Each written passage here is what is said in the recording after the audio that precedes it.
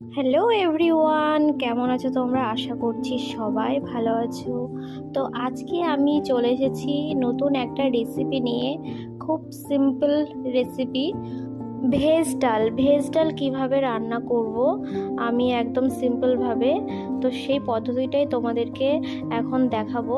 তো প্রথমত কড়াইতে ভেজ ডাল রান্না করার জন্য কড়াইতে দিয়ে দিয়েছি মুগ ডালটা একটু ভেজে নেব। আর আমি এই দিকটায় আমি বসিয়ে দিয়েছিলাম ভাত।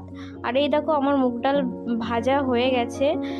এবার আমি দিয়ে দিচ্ছি জল। মুগ ডালটাকে আমি সিদ্ধ করে তারপরে মুগ ডালের মধ্যে জল দিয়ে দিয়েছিলাম। তো এখন নাড়াচাড়া করছি। এরপরে দিয়ে দেবো হলুদ, তারপরে দিয়ে দেবো একটু লবণ, পরিমাণ মতো লবণ দিয়ে দিলাম। এবার মুগ ডালটাকে নাড়াচাড়া করে রেখে দিলাম। এবার কড়াইতে তেল দিয়ে দিলাম। তেল দেওয়ার পর এখানে বিনস আর গাজর সেটা ভেজে নেব।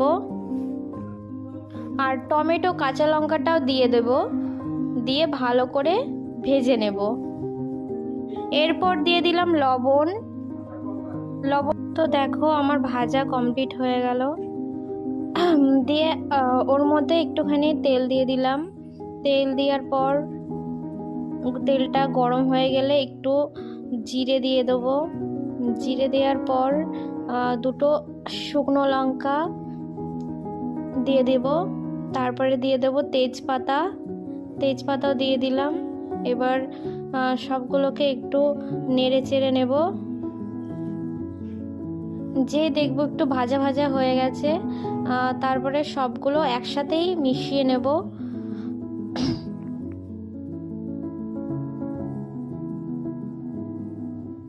মেশানো হয়ে গেলে তার মধ্যে দিয়ে দেব আদা আর জিরে বাটা।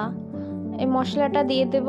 মশলাটা দেওয়ার পর আবার ভালো করে নেড়ে নেব। নেড়ে নেওয়ার পর তোমরা দেখতে থাকো। আর ভিডিওটা ভালো লাগলে অবশ্যই তোমরা লাইক, কমেন্ট, সাবস্ক্রাইব করে দেবে। তো তারপরে দিয়ে দিলাম চিনি পরিমাণ মতো, স্বাদ মতো হলুদ।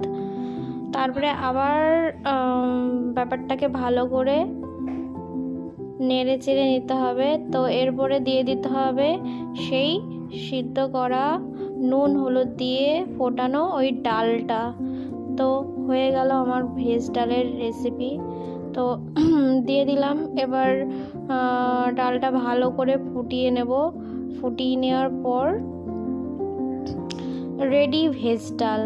তো আজকের